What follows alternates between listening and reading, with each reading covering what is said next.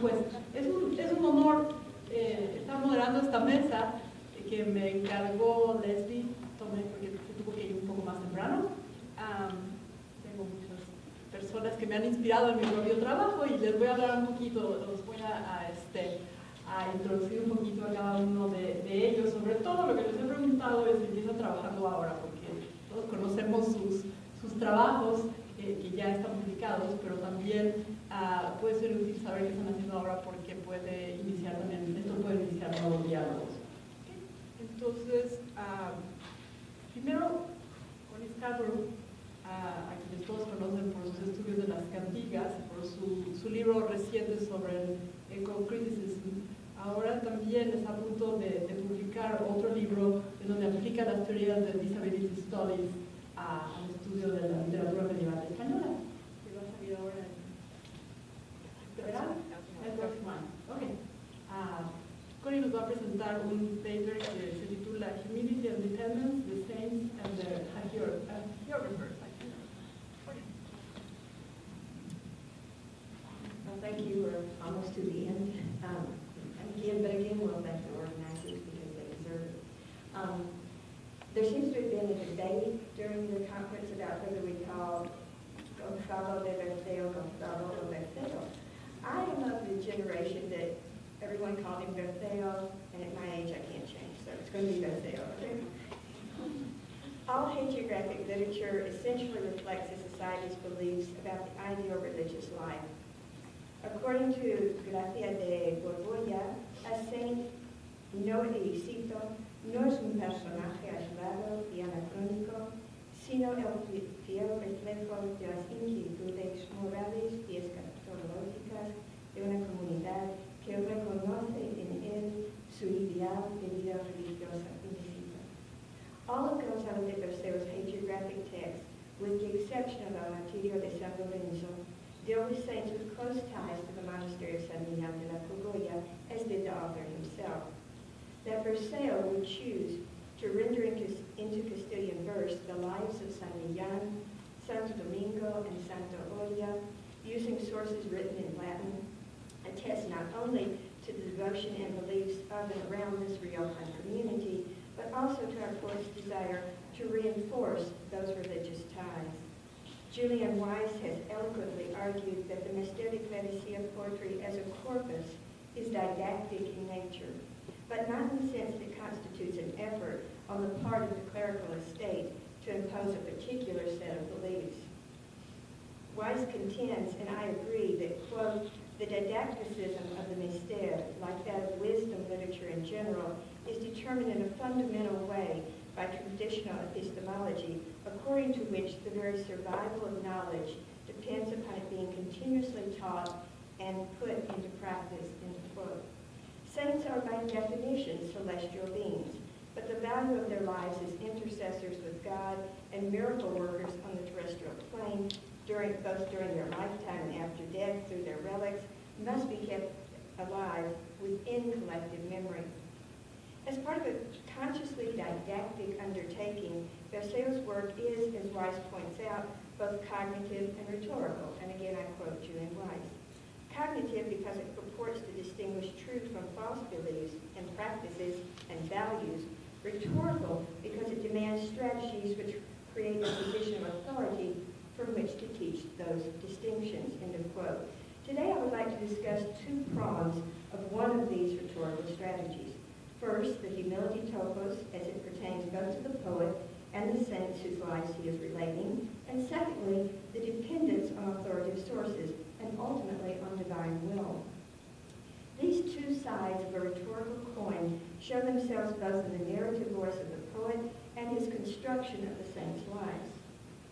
I will look specifically at these phenomena in two of Berceo's poems, the Vida de San Millán de la Cogolla and the Vida de Santo Domingo de Silos.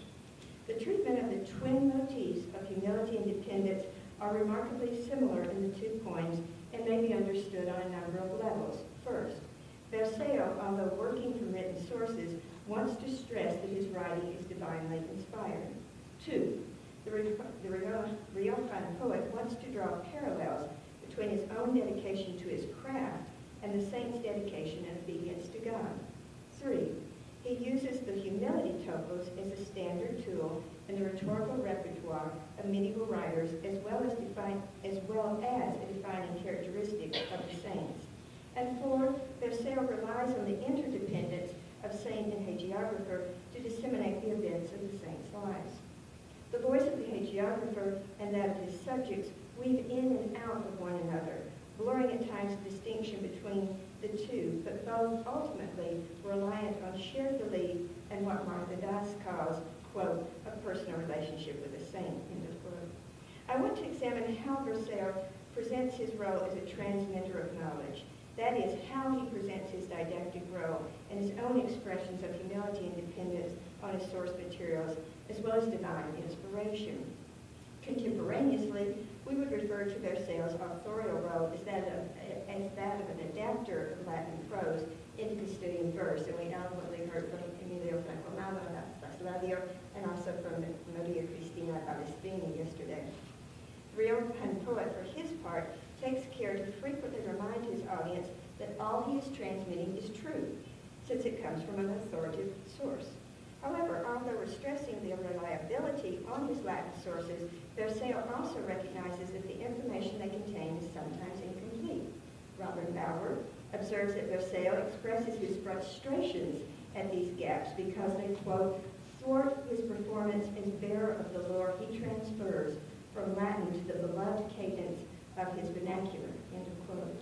Whether one accepts the posture that Vercel is writing to attract pilgrims to a money-strapped San Millán, or that he is penning these saints' lives as part of his own devotional practice, seems to me less important for my present purposes than how he presents himself as author and serves as mouthpiece for the saints.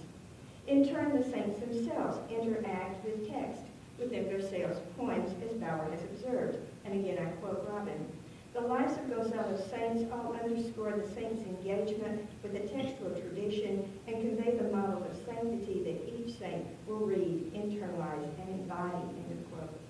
Humility and dependence on divine grace are essential elements in the lives of these models of sanctity, and the poet will also display these characteristics in his task of transmitting information about the saints. Saint and poet must recognize their limitations, whether seeking perfection in conduct and devotion for the former, or dealing with unclear or incomplete source materials and the constraints of quadernalina verse for the latter. I want to first examine Vercel's Vida de San Millán. Near the beginning of the poem, the saint has a dream in which God tells him to leave his work as a shepherd and live as a hermit.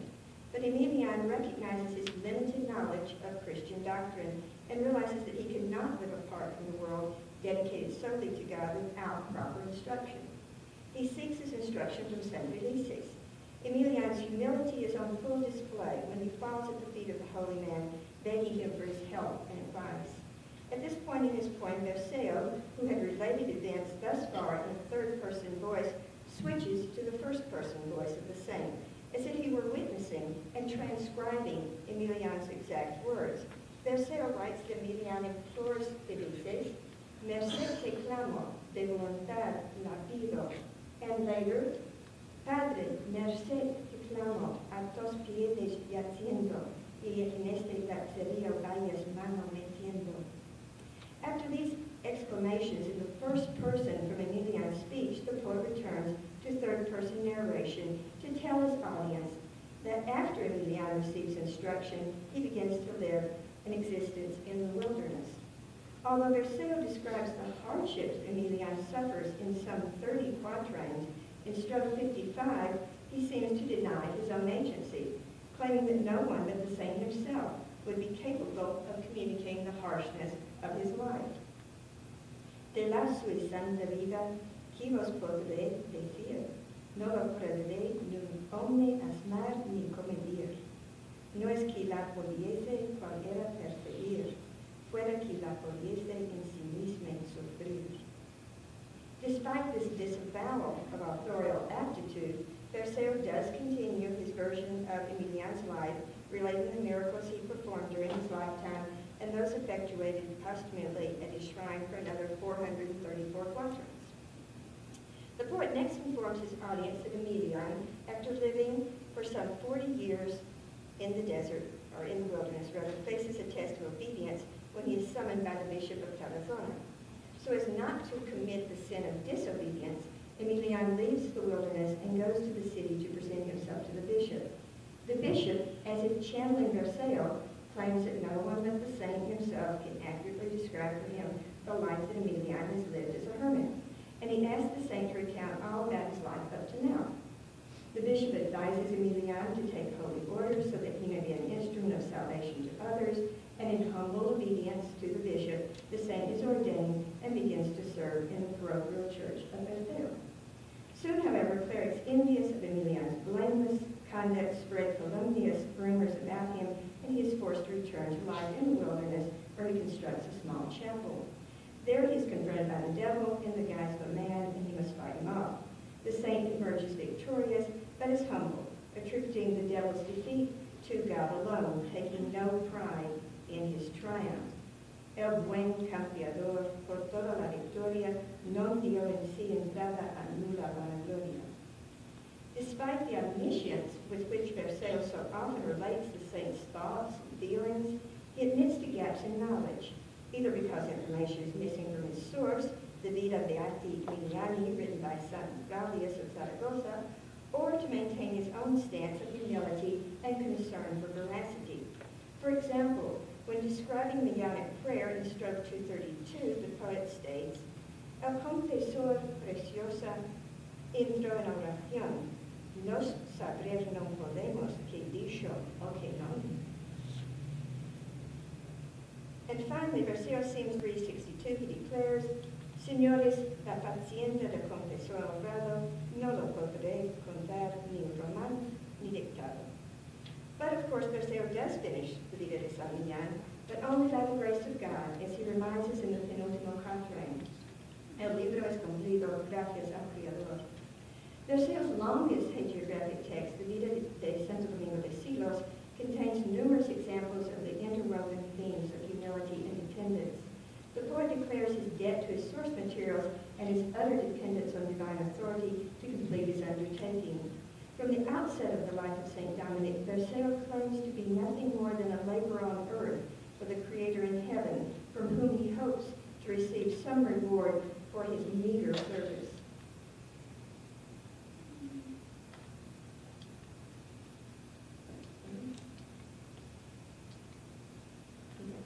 Suya sea el precio, yo seré su obrero, galardón de la tarea, yo en él lo espero, y por poco servicio de galardón larguero.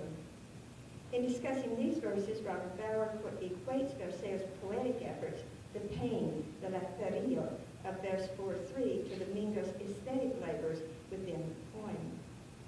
As is common in hagiographic literature, Dominic is portrayed as an exemplary child, serving his parents with great humility, eschewing laughter and games, and acting discreetly muy reservado. Another common motif present from the beginning of the poem is Versailles' avowal that there is much to tell and for the audience to learn about the saint and his miracles, but he will only be able to convey a small portion of his deeds. And this is this quote. Ca de las sus bondades, manguer mucho andemos, la mismísima parte decir no lo podremos. This statement, although a topos common to both saints' lives as well as miracle collections in general, is especially ironic, considering that the Vida de Santo Domingo is Versailles' longest work, weighing in at 777 quatrains. Fairly early on in his poem, Versailles makes a direct reference to his diligence in following his Latin source, and interrupts his narrative about the initial phase of Dominic's life as a hermit after his ordination as a priest. Año y medio solo en la ermitañía, dicho la escritura, que yo no lo sabía. Cuando no lo leyese, decir no lo querría. En afirmar la duda, gran pecado habría. Versailles learned something from his sources about the year and one half that Dominic spent in the wilderness. And in turn, he invites his audience to learn, through his mediation, more important facts about the saint's life and deeds. On this and other first-person assertion on the poet's part, Martha Das claims that, quote, Versailles reinforces the historicity, or pseudo-historicity, of his text by emphasizing the link between the Vita and its written source. Although Dominic wholeheartedly accepts the rigors of his life as a hermit, he decides to enter a monastery so as to live not according to his own volition, but in strict obedience to the Benedictine order. Berceo is careful to point out that this decision is not a whim, ni vanidad, nor in any way belittle his sanctity. Ni que menoscabó la su santidad, but rather that the decision is based solely on the saint's desire to subject his own will completely to that of church authority. Quien podera plenamente dio su voluntad. After entering the monastery of San Milan, Dominic finds favor with his fellow monks. He is described as manso, el avenido, sabroso compañero, who is known for his humility and truthfulness. Humilloso en dichos verdaderos. Bauer speaks of Dominic as perfectly embodying the Benedictine rule with its emphasis on silence, obedience, and manual labor, and states that, quote, as a member of the monastery, that is, a citizen of the earthly prefiguration of the city of God, Domingo represents the perfection of the duties of his citizenship, end quote. At this point in the Vida, Berceo interrupts his narrative to remind his readers that he must cut short the recounting of Dominic's merits, for there is still so much to tell. Cada un mucho tingo más de lo que cuidades. This comment breaks up the picture of perfection that the poet is painting, almost it seems as preparatory to a more sinister part of the tale. The abbot of the monastery proposes to test Dominic to see if he is as righteous as he seems. The abbot instructs him to go to a small and impoverished monastic community, and if he refuses to do so or becomes angry, the abbot will know that he has deceived them and his goodness and humility are mere show. But the saint accepts the posting without hesitation. He goes to the poorhouse of Holy Mary at Cañas, where he works to improve the building and put the monastery in good order. Here Berceo cannot resist intervening, since he has personally seen the monastery and can attest to Domingo's hand in its construction. Yo, Gonzalo, que pago esto a su honor, yo la vi, así vaya la faz del Creador. As noted, Berceo frequently alludes to his written and thus authoritative source, but here he invokes his own authority as eyewitness. The audience would have been inclined to believe the poet's claim of first-hand knowledge of the place called, since Cañas lies at only about 6 kilometers distance from the poet's hometown of Berceo. Later, in a show of humble obedience, Domingo returns to San Millán and accepts the post of friar. Again, Berceo alludes to a discretion from his main narrative. Una cosa me pesa mucho de corazón, que haremos un poco a cambiar la razón. Here he then recounts the conflict that arose between King Garcia III of Navarre and Dominic when the former demanded that the friar hand over treasures held at San Millán. Dominic refuses, stating that what has been given to the service of God can never be put to another use. The king threatens him with blindly cutting out his tongue for his disobedience, but the saint insists that he is only looking out for the welfare of the king's soul. Garcia is enraged by what he perceives as disobedience to his kingly authority and forces the abbot to banish Dominic to another poor outpost. But the poem asserts that the saint's only concern is for the salvation of the king's soul, and he puts that pastoral mission above any concerns for his own physical safety. Near the end of the first section of the Vida de Santo Domingo, Berceo recounts the saint's dream, a vision of the rewards that await him in heaven. The poet introduces the vision by claiming that the vision is a gift from God. Porque fue siempre casto, de buena paciencia, humilloso y manso, amor obediencia. When angelic beings show Dominic the gold crowns that await him in heaven, the saint humbly insists that he has not led a life worthy of such a reward. But the celestial messengers respond that the 3 crowns correspond to his practice of obedience, a la obediencia non fuiste referendero, improvements he made on the Church of Holy Mary of Cañas, and his reforming of the monastery of Sigos. Dominic tells his fellow friars about his vision, but swears them to secrecy. Vercel states that Dominic had many other visions, but he does not elaborate on this assertion and is careful to note that the saint never boasted about these divine revelations. Ninguna vanagloria in él no encarnaba. In the Vida de San Millán and the Vida de Santo Domingo, the themes and devices of humility and dependence are multi-layered and multidimensional. Vercel depends on previous written sources, accounts of the saints' lives, bemoaning at times the lack of information in his sources or his own shortcomings as a poet. His Vidas cannot exist without the exemplary lives of the saints, and while hagiographic texts always contain an element of myth mixed with what purports to be historical accuracy, Vercel believes in the validity of the written sources and derives his own authoritative stance based on shared recognition by poet and audience of the ultimate authority of the Latin text. Bauer claims that Vercel wrests his Vidas out of, quote, the remnants of failed texts, and in so doing offers in the person of the saint a hermeneutic that transcends both the partial and the private, end quote.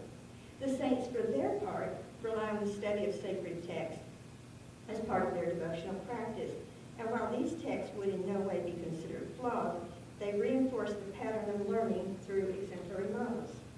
The example for Emilian and Dominic is Christ, whose perfection they humbly know they will be incapable of emulating. But through a steady practice and obedience, they are transformed through their utter dependence on divine authority into models of sanctity endowed with miraculous potential. The popular devotion to Saints Emilian and Dominic depends on the retelling of their lives, and especially the miracles that the relics of these humble servants of God can perform. Vercel takes on this enterprise, rendering into custodian verse from Latin prose accounts with equal measures of dependence on these source materials and humility in the face of the enormity